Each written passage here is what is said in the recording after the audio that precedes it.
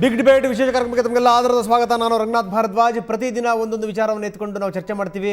ಸಂಬಂಧಪಟ್ಟ ಹಾಗೆ ತಜ್ಞರನ್ನು ಕರೆಸ್ತೀವಿ, ಅವ್ರ ಜೊತೆಗೆ ನೇರವಾಗಿ ಮಾತುಕತೆಯನ್ನು ಮಾಡುವಂಥದ್ದು ಬಿಗ್ ಡಿಬೇಟ್. ಇವತ್ತು ನಾವು ಎತ್ಕೊಂಡಿರುವಂಥದ್ದು ಮತ್ತೆ ಅದೇ ಬಿ ಜೆ ಪಿಯೊಳಗಿನ ಜಗಳ, ಒಂದಾದ್ಮೇಲೆ ಒಂದು ಬಿ ಜೆ ಪಿಯ ಕಥೆಗಳು ಹೊರಗಡೆ ಬರ್ತಿರುವಂಥದ್ದು. ಇದನ್ನೆಲ್ಲ ನೋಡಿದ್ರೆ ಅನಿಸುತ್ತೆ ಎಲ್ಲೋ ಒಂದು ಕಡೆಗೆ ಬಿ ಜೆ ಪಿ ಒಳಗಡೆನೇ ಕೆ ಜೆ ಪಿ ಇದೆ ಅನ್ನುವಂಥದ್ದು. ಅದಕ್ಕೆ ಸಂಬಂಧಪಟ್ಟಿರುವಂಥದ್ದು ಈಗಿನ ವಿಶೇಷ ಕಾರ್ಯಕ್ರಮ, ಅದು ಬಿ ಜೆ ಪಿ ಒಳಗೊಂದು K J P.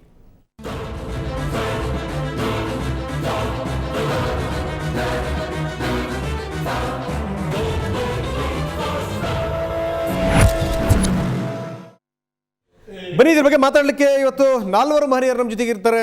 Dhananjay Kumar ದೆಹಲಿಯ ಸ್ಟುಡಿಯೋದಿಂದ ನೇರ ಸಂಪರ್ಕದಲ್ಲಿರ್ತಾರೆ. ಧನಂಜಯ್ ಕುಮಾರ್ ಅವ್ರಿಗೆ ಏನಾಗಿದೆ ಬಿ ಜೆ ಪಿನಲ್ಲಿ ಅದು ತಮಗೆ ಗೊತ್ತಿರುವಂಥ ಸಂಗತಿ.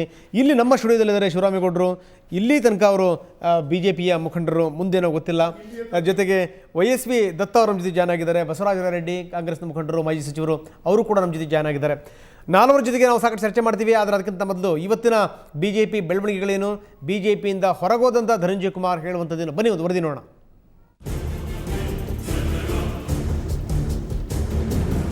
ಮಾಜಿ ಸಿಎಂ ಯಡಿಯೂರಪ್ಪ ಮತ್ತೊಮ್ಮೆ ಬುಸುಗುಟ್ಟಿದ್ದಾರೆ. ಇವತ್ತು ಅವರಿಗೆ ಟಾರ್ಗೆಟ್ ಆಗಿದ್ದು ಸಿಎಂ ಜಗದೀಶ್ ಶೆಟ್ಟರ್. ಇದೇ ಮೊದಲ ಬಾರಿಗೆ ಬಿಎಸ್ವೈ ಶೆಟ್ಟರ್ ವಿರುದ್ಧ ಗುಡುಗಿದ್ದಾರೆ. ಜಾರಕಿಹೊಳಿಗೆ ಹೆಚ್ಚುವರಿ ಖಾತೆ ಹಾಗೂ ಧನಂಜಯ್ ಕುಮಾರ್ ಉಚ್ಚಾಟನೆ ಯಡಿಯೂರಪ್ಪರನ್ನ ಕೆರಳುವಂತೆ ಮಾಡಿದೆ.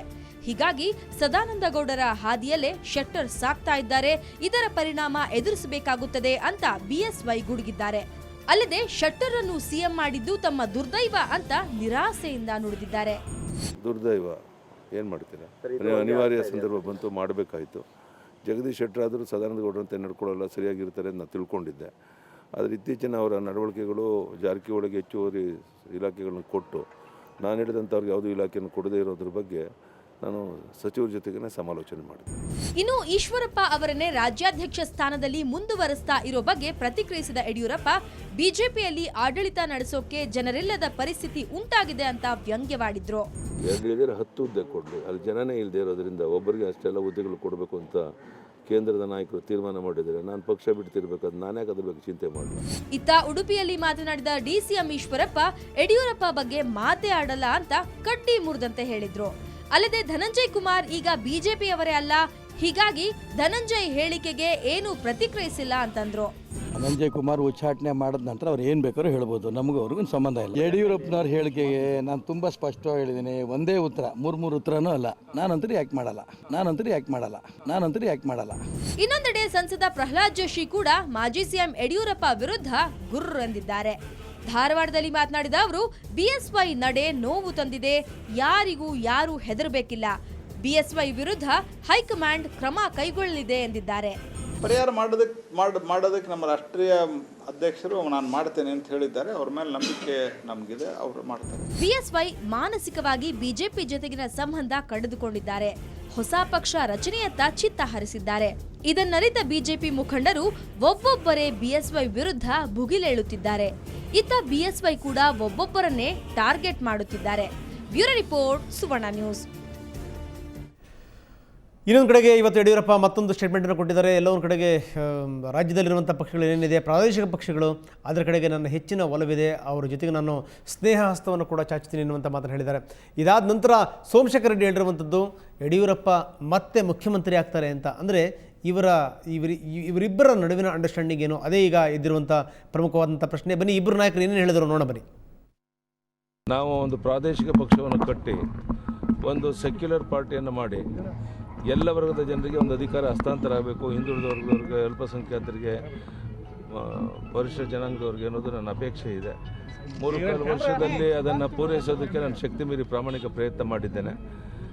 ಯಾವುದೇ ಅಪರಾಧವನ್ನು ಮಾಡದೇ ಇದ್ದರೂ ಸಹ ವಿನಾಕಾರಣ ಅವತ್ತು ಕುಮಾರಸ್ವಾಮಿಯವರು ನನ್ನ ನಂಬಿಕೆ ದ್ರೋಹ, ವಿಶ್ವಾಸ ದ್ರೋಹ ಮಾಡಿದ್ರು. ಈ ಬಾರಿ ನಮ್ಮವರೇ ನಮಗೆ ದ್ರೋಹ ಮಾಡಿ ನನ್ನನ್ನು ಕುರ್ಚಿಯಿಂದ ಇಳಿಸಿ ಅನಂತಕುಮಾರ್ ಅವರನ್ನು ಮುಖ್ಯಮಂತ್ರಿ ಮಾಡಬೇಕು ಅನ್ನೋ ಕಾರಣಕ್ಕೋಸ್ಕರ ಇಲ್ಲ ಸರದ ಕಾರಣಗಳನ್ನು ಒಡ್ಡಿ ನನ್ನನ್ನು ಅಧಿಕಾರದಿಂದ ಇಳಿಸಿದ್ರು.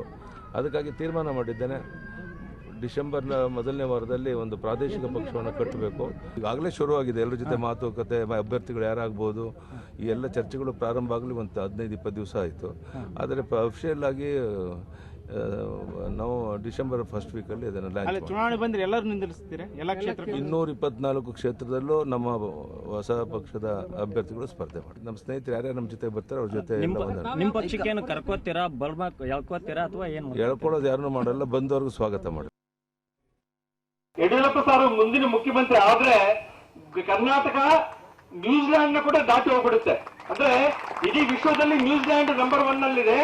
ನ್ಯೂಜಿಲ್ಯಾಂಡ್ ಕೂಡ ದಾಟಿ ಹೋಗ್ಲಿಕ್ಕೆ ಕರ್ನಾಟಕ ಅವರ ಆಶೀರ್ವಾದದಿಂದ ಖಚಿತವಾಗಿ ಹಾಗೆ ಆಗುತ್ತೆ ಅಂತ ಹೇಳಿ ಕೂಡ ನಾನು ಸಭಾಮೂಲಕವಾಗಿ ಹೇಳಲಿಕ್ಕೆ ಇಷ್ಟಪಡ್ತೀನಿ. ಬಹಳ ಸಹಕಾರ ಮಾಡಿದ್ದಾರೆ. ಪ್ರತಿಯೊಂದು ವಿಷಯದಲ್ಲಿ ಕೂಡ ಅವರು ಅದನ್ನ ಸ್ಟಡಿ ಮಾಡ್ತಾ ಇದ್ರು. KMF ಹೆಂಗ್ ವರ್ಕ್ ಮಾಡ್ತಾ ಇದೆ, ಎಲ್ಲಾ ಒಕ್ಕೂಟಗಳು ಏನು ಪರಿಸ್ಥಿತಿ, ಎಲ್ಲರೂ ಚೆನ್ನಾಗಿದಾರ, ರೈತರು ಚೆನ್ನಾಗಿದಾರ, ರೈತರಿಗೆ ಹಣ ಕರೆಕ್ಟ್ ಆಗಿ ಮುಟ್ತಾ ಇದೆನಾ ಇಲ್ಲ ಅನ್ನೋದು ಕೂಡ ಅವರು ಆಲೋಚನೆ ಮಾಡ್ತಾ ಇದ್ರು. ಮತ್ತೆ ನಂದು ಒಂದು ಸ್ವಾರ್ಥ ಇದೆ ಇದರಲ್ಲಿ. ಯಾಕಂದ್ರೆ ನಮ್ಮ ಬಳ್ಳಾರಿ ಕಾನ್ಸ್ಟಿಟ್ಯೂನ್ಸಿನ ಬಳ್ಳಾರಿ ಇವತ್ತು ಎಲ್ಲರೂ ಹೇಳ್ತಾರೆ ಏನ್ ಇಷ್ಟು ಅಭಿವೃದ್ಧಿ ಆಗಿದೆ, ಇಲ್ಲಿ ಇಷ್ಟು ಅಭಿವೃದ್ಧಿ ಆಗಿದೆ ಅಂತ ಕಾರಣಭೂತರು ಅವರೇ. ಹಂಗಾಗಿ ಜನಾರ್ದನ್ ರೆಡ್ಡಿ ಒಳಗಿರ್ಬೋದು, ಆದ್ರೆ ಜನಾರ್ದನ್ ರೆಡ್ಡಿ ಮತ್ತು ಯಡಿಯೂರಪ್ಪ ಕಾಂಬಿನೇಷನ್ ಅಲ್ಲಿ ಇವತ್ತು ಬಳ್ಳಾರಿ ಕುಡಿಯೋ ನೀರಿನ 100 ಕೋಟಿ ಅನುದಾನ ಆಗಿರ್ಬೋದು, ರಿಂಗ್ ರೋಡ್ ಒಂದು 100 ಕೋಟಿ ಆಗಿರ್ಬೋದು, ಸಿಟಿ ಅಭಿವೃದ್ಧಿಗಾಗಿ 200 ಕೋಟಿ ಆಗಿರ್ಬೋದು, ಕೋಟಿಗಟ್ಟಲೆ ಹಣ ಯಾವತ್ತನ್ನ ಇಡೀ ಸ್ವತಂತ್ರ ಬಂದ ಮೇಲೆ ಬಳ್ಳಾರಿ ನಗರಕ್ಕೆ ಅಭಿವೃದ್ಧಿಗಾಗಿ ಬಂದಿದ್ದ ಹಣ ಯಾವತ್ತನ್ನ ಇದ್ರೆ ಅದು ಯಡಿಯೂರಪ್ಪ ಅವರ ನೇತೃತ್ವದಲ್ಲಿ ಸರ್ಕಾರ ಏನಿತ್ತು ಅವತ್ತು ಮಾತ್ರ ಬಂದಿದೆ. ಬರೀ ಇವತ್ತಿನ ರಾಜಕೀಯ ಬೆಳವಣಿಗೆ ಬಗ್ಗೆ ಮಾತಾಡೋಣ. ಶಿವರಾಮೇಗೌಡರು ನಮ್ಮ ಜೊತೆಗಿದ್ದಾರೆ, ಬಿಜೆಪಿ ಮುಖಂಡರು, YSP ದತ್ತ ಇದ್ದಾರೆ, JDS ಮುಖಂಡರು, ಬಸವರಾಜ ರೆಡ್ಡಿ ಮಾಜಿ ಸಚಿವರು, ಕಾಂಗ್ರೆಸ್ನ ಮುಖಂಡರು, ದೆಹಲಿಯಿಂದ ಧನಂಜಯ ಕುಮಾರ್ ನಮ್ಮೊಂದಿಗೆ ನೇರ ಸಂಪರ್ಕದಲ್ಲಿರ್ತಾರೆ. ನಾಲ್ವರ ಜೊತೆ ಚರ್ಚೆ ಮಾಡೋಣ, ಆದರೆ ಅದಕ್ಕಿಂತ ಮೊದಲು ವಿರಾಮ.